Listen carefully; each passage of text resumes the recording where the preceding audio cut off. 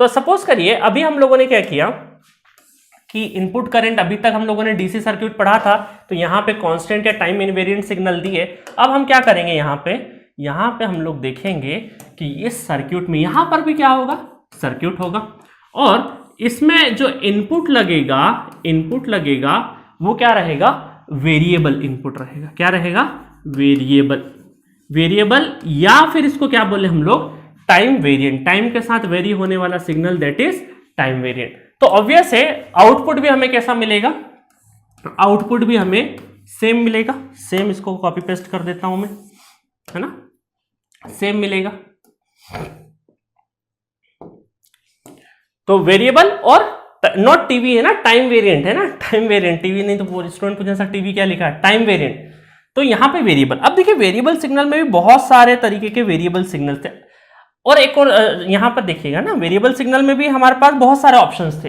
अगर मैं बोलूं वेरिएशन टाइम के साथ वेरी होने वाला सिग्नल, तो ये भी तो हो सकता है, दैट इज ट्रायंगुलर, ठीक है। और ये भी सिग्नल हो सकता है टाइम के साथ वेरी होने वाला, ठीक है।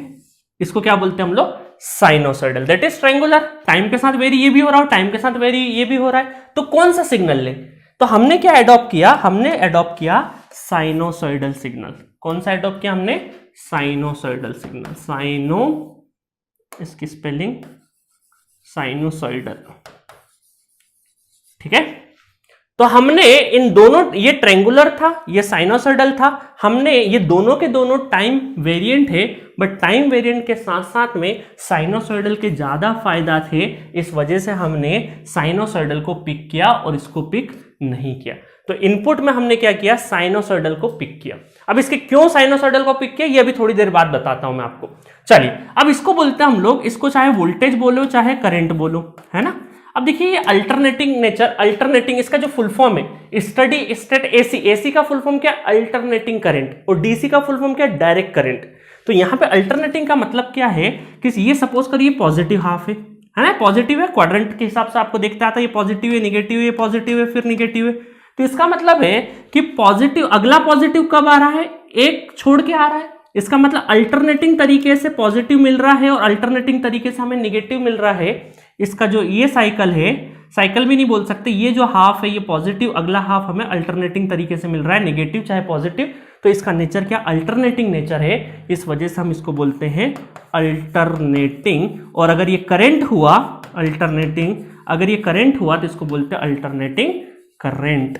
और इसको सिंबल कैसे करेंगे, इसको सिंबल करेंगे हम लोग आई ऑफ टी से, स्मॉल। एसी में हम लोग हमेशा स्मॉल चलते हैं, डीसी में कैसे चलते हैं, कैपिटल। डीसी में जो करंट वगैरह लेंगे कैपिटल लेटर में लेंगे, एसी में हम लोग क्या लेते हैं, स्मॉल लेते हैं। अच्छा, अब क्या एसी का मतलब सिर्फ अल्टरनेटिंग करंट होता है, नहीं, क्योंकि अगर वोल्टेज होगा तो उसको अल्टरनेटिंग वोल्टेज भी बोलते हैं, है ना। बट फेमस किससे है, करंट से फेमस है, करंट से, स्मॉल वी ऑफ टी, है ना, फंक्शन ऑफ टी, क्योंकि टाइम के साथ वेरी हो रहा है तो स्मॉल लिखा और टी लिखा, तो टाइम का फंक्शन है ना, टाइम के साथ वेरी होने वाला। अच्छा, अब बहुत सारे लोग पूछते हैं कि सर अल्टरनेटिंग करंट ही क्यों, अल्टरनेटिंग वोल्टेज एवी भी तो बोल सकते थे, एसी ही क्यों बोला। तो देखो मैं एक चीज बताता हूं आपको कि वोल्टेज असल में क्या होता है, ये डेफिनेशन आपको पावर सिस्टम में और भी अच्छे से समझ में आएगी। वोल्टेज का एक तरह का प्रेशर है, एक तरह का क्या है, इलेक्ट्रिक प्रेशर है, और उस प्रेशर की वजह से करंट ट्रेवल करता है। तो असल में आपका जो ट्रेवल करने वाला क्या है, इलेक्ट्रॉन्स या फिर करंट है। ट्रेवल कौन कर रहा है, इलेक्ट्रॉन या करंट ही ट्रेवल कर रहे हैं। वोल्टेज तो हम क्या कर रहे हैं, एक जगह पे अप्लाई कर रहे हैं, प्रेशर अप्लाई कर रहे हैं एक तरह का, ठीक है। तो इसीलिए हम लोग, और लोड भी कैसे डिफाइन होता है, आप जैसे सपोज करो आपके घर में अगर मैं बात करूं तो सारे पोर्ट, आपके जितने भी इलेक्ट्रिसिटी वाले जो पोर्ट है, जहां पे आप अपना मोबाइल चार्ज करते हैं और कुछ और प्लग है, तो वहां पर आप देखिए सभी जगह पे सिंगल फेस अगर कनेक्शन है तो वोल्टेज सेम होगा, 230, 220, 230, 220 के आसपास वोल्टेज होगा। बट करंट इस बात पे डिपेंड करेगा आपकी यूटिलिटी के ऊपर। तो वेरिएशन किसका ज्यादा हो रहा है, करंट का ज्यादा हो रहा है, क्योंकि आप कैसा लोड लगा रहे हो। सपोज करो आपने मोबाइल चार्जर लगाया तो 5 एम्पेयर का करंट ड्रॉ हो रहा है। सपोज करो आपने गीजर या एसी लगाया तो वहां पे 16 एम्पेयर तक का करंट ड्रॉ हो रहा होगा। तो लोड के हिसाब से करंट का वेरिएशन हो रहा है, मतलब लोड मतलब करंट, क्योंकि वोल्टेज तो क्या है, कांस्टेंट, और हमारा प्रैक्टिकल सिस्टम कैसा है, पैरेलल सिस्टम है। तो इसीलिए करंट की टर्मिनोलॉजी, करंट से ज्यादा हमने चीजों को डिफरेंशिएट किया। इस वजह से अल्टरनेटिंग करंट और डायरेक्ट करंट, है ना। क्योंकि बहुत सारे कई बार इंटरव्यू या वाइवा में पूछ लेते हैं भाई अल्टरनेटिंग करंट होता है क्या, अल्टरनेटिंग वोल्टेज नहीं होता है, तो आपको ये चीज बतानी है थोड़ा कॉमन सेंस लगा के, ठीक है।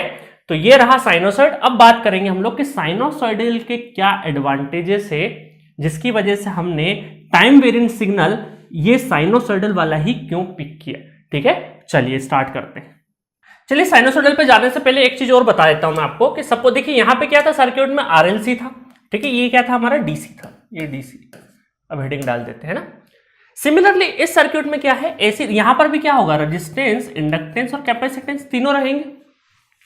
अब मुझे एक चीज बताओ, यहां पे टाइम है, टाइम का वेरिएशन है, टाइम का वेरिएशन मतलब फ्रीक्वेंसी, क्योंकि फ्रीक्वेंसी और टाइम क्या होते हैं, टाइम पीरियड और फ्रीक्वेंसी एक दूसरे के रिलेशन में होते हैं। तो अगर टाइम पीरियड एग्जिस्ट कर रहा है, मतलब टाइम आ रहा है पिक्चर में, तो उसका मतलब फ्रीक्वेंसी है। तो यहां पर हम देखेंगे कि रेजिस्टेंस तो हमारा क्या है, इंडिपेंडेंट ऑफ फ्रीक्वेंसी, रेजिस्टेंस तो हमारा इंडिपेंडेंट ऑफ फ्रीक्वेंसी है, बट ये जो दो सिग्नल है ये हमारे फ्रीक्वेंसी पर डिपेंड कर रहे हैं। ये दो सिग्नल जो मतलब नॉट सिग्नल, दो जो एलिमेंट है हमारे पैसिव एलिमेंट, इंडक्टेंस और कैपेसिटेंस, ये दोनों किस पर डिपेंड करते हैं, फ्रीक्वेंसी पर डिपेंड करते हैं। तो हम क्या करेंगे यहां पे क्या करेंगे कि रेजिस्टेंस तो हमारा ओम में एग्जिस्ट करता है, ओम में है ना, ओम यूनिट होती है रेजिस्टेंस की, बट इंडक्टेंस और कैपेसिटेंस को भी हमें काय में कन्वर्ट करना पड़ेगा, ओम के अंदर कन्वर्ट करना पड़ेगा, ठीक है, ओम के अंदर कन्वर्ट करना पड़ेगा। ओमिक वैल्यू में इंडक्टेंस को भी ओमिक वैल्यू में कन्वर्ट करना पड़ेगा और कैपेसिटेंस को भी ओमिक वैल्यू में कन्वर्ट करना पड़ेगा। कैसे करना पड़ेगा ये अभी डिटेल में आगे के लेक्चर में मैं पढ़ाऊंगा आपको।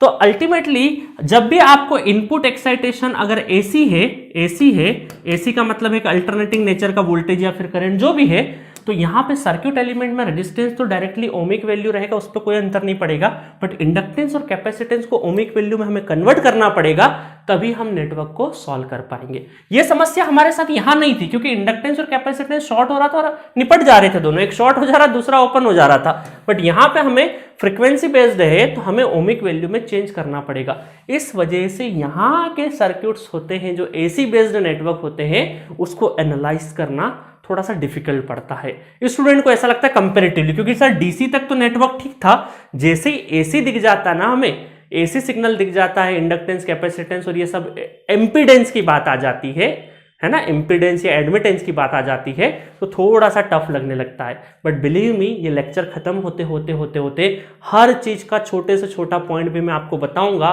और किस तरीके से आपको डील करना है, किस तरीके से थॉट देना है क्वेश्चन पे, सब कुछ सिखाऊंगा। और एंड ऑफ दिस यूनिट आप एसी एनालिसिस पे आपकी बहुत अच्छी ग्रिप हो जाएगी और मशीन और पावर सिस्टम में भी बहुत हेल्पफुल रहेगा, ठीक है। या फिर जो भी आप, चाहे इलेक्ट्रॉनिक्स ब्रांच है, चाहे इंस्ट्रूमेंटेशन ब्रांच है, तो जितने अदर सब्जेक्ट होंगे, क्योंकि एसी पे हमें बहुत ज्यादा डील करना पड़ेगा, तो सारा का सारा सर्किट आप आसानी से सॉल्व कर पाएंगे, ठीक है।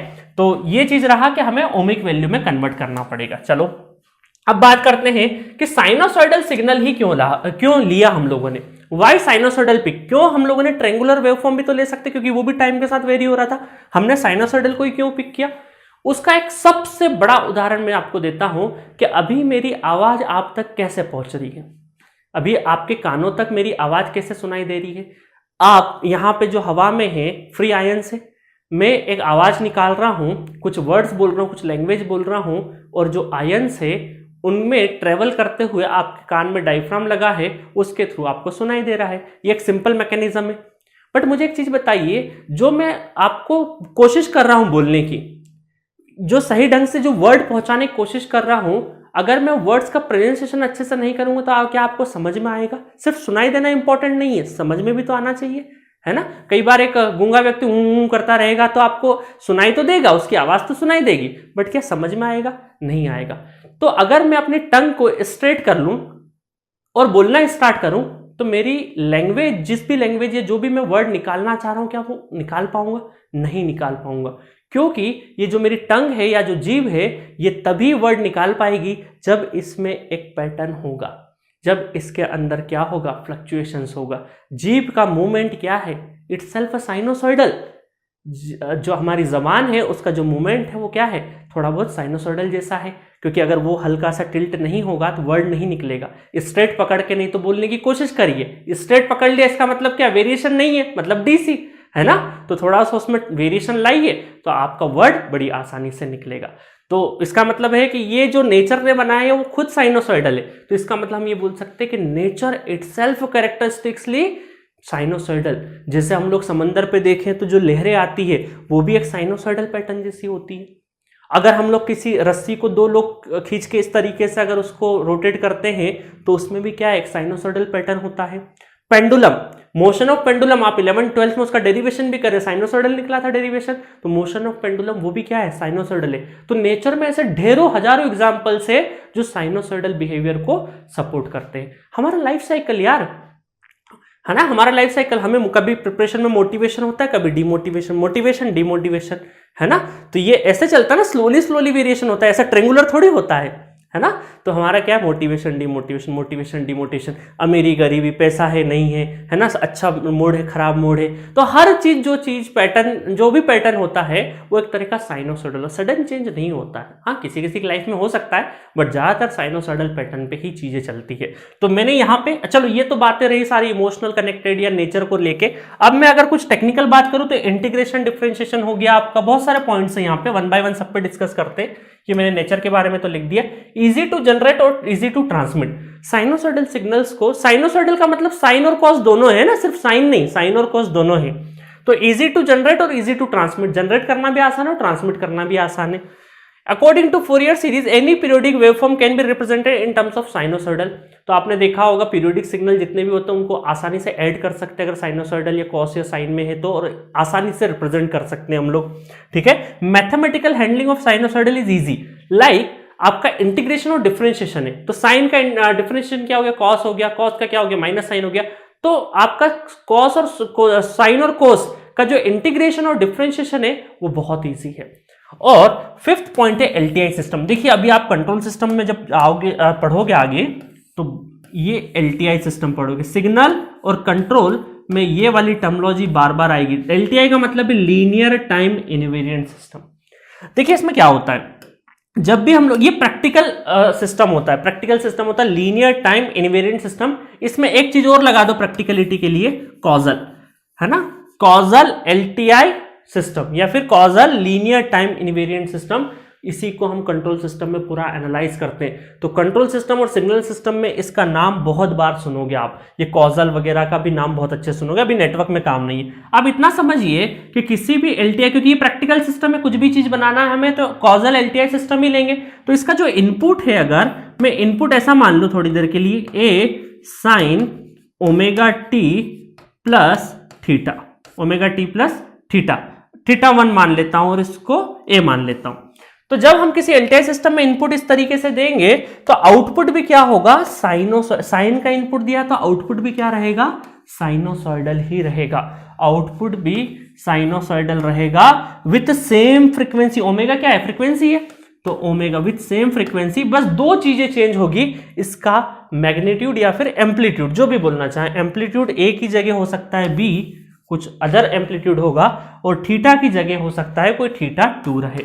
तो सिर्फ दो चीजें चेंजेस होगी, अदरवाइज उसका जो नेचर है वो साइन का साइन ही रहेगा। अगर कॉस दोगे तो कॉस का कॉस ही रहेगा।